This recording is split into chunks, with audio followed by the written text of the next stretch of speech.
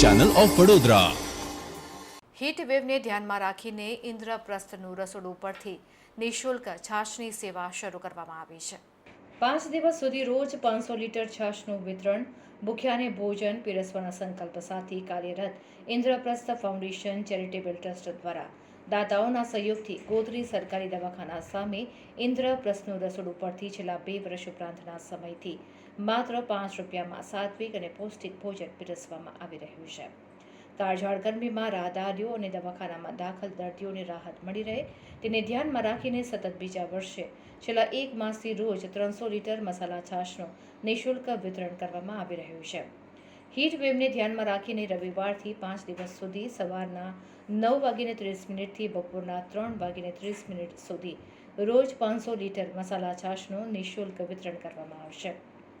2000થી પણ વધુ લોકો આ સેવાનો લાભ લઈ શકે તેવી વ્યવસ્થા મંડળ દ્વારા કરવામાં આવી છે।